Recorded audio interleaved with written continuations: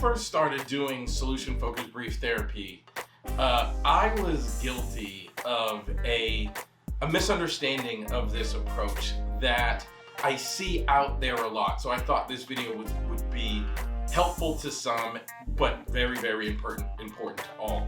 And the misconception I had was people who do solution-focused brief therapy are somehow so positive, are somehow so like rose-colored glasses that they are kind of like immune to problems, and they are immune to like human emotions that are negative.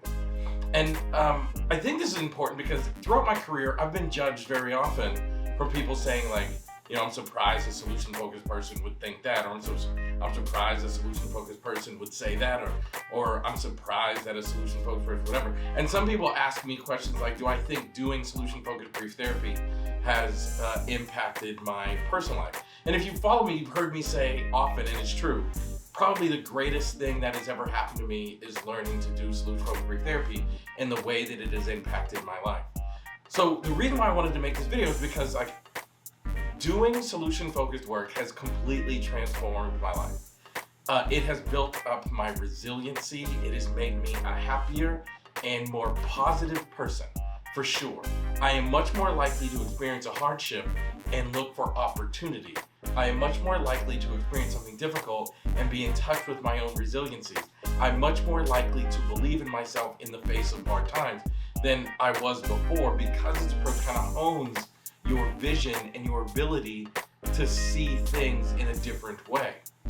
Having said that, I am still human, and I am capable of being irritated and frustrated and hurt and sad. I'm capable of saying things wrong. I'm capable of all of those things. Like, I'm still a human being, and that doesn't mean that I am not solution focused. It just means that I'm a human being, and as human beings, sometimes we have all of the human emotions, and doing solution-focused brief therapy does not absolve me or anyone else from that. I used to like see people say very proudly, like, I am solution-focused, as if it's like some sort of a moniker or a definitive thing about them. And I moved away from that. I think, you know, I'll use the words of my good buddy Chris Iveson, who says like solution-focused brief therapy is just something, it's what I do, it's what I have a passion for. And I think that that's the way that we should view it now. So when you go about learning solution-focused brief therapy, you get to be a human being. Like, things are still going to anger you, and things are still going to frustrate you, and things are still going to make you sad, and things are still going to impact your life. Solution focused does not mean problem immune. It just means when problems happen, you're able to see opportunities, and you're able to tap into resiliencies and strengths rather than being overcome by the problems. And I can remember, like, as a younger person, I would experience a problem and I would like catastrophize about that problem, and just my brain would just run down the pathway of how bad this problem could be and all the negative things that could happen. And now that does not take place. I do something different. And even now, like, we're currently living through this pandemic, and travel is restricted, and I can't tell you how much I miss Chris Iveson and his beautiful, wonderful family. And I can't see them right now because I'm not allowed to fly to England.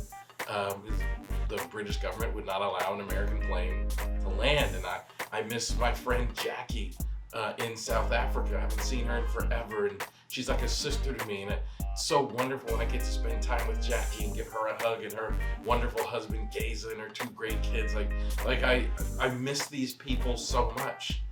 But instead of sitting down and kind of ruminating in how much I miss them and in the struggles that we're in right now, I'm much more likely to continue to think, but one day this will be different. Because my brain has been so impacted by the work that I've been doing, and my thinking has been shifted for so long, I'm now much more likely to think about outcomes and things that I desire in the future. Now, on the way to that, do I get sad about not being able to see my friends in other places? I absolutely do. Do I get worried about what's going on politically here in the United States? I absolutely do. Am I immune to any of those problems? Of course not. But what I am able to do is focus on, but one day this will be different. There will be a day where I get to hug Chris Iveson. There will be a day that I get to go for a walk with Jackie. There will be a day that I get to cross the Canadian border and visit my favorite city, Toronto. There will be a day where the future that I'm hoping for will be present.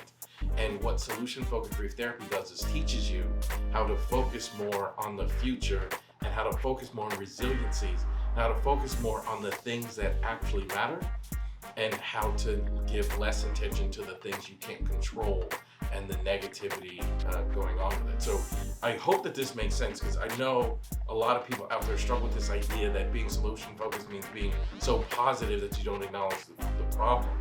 And that's just not true. That's just not real. It's just not human. Being solution-focused means I experience the problem, but I shift my focus to something else.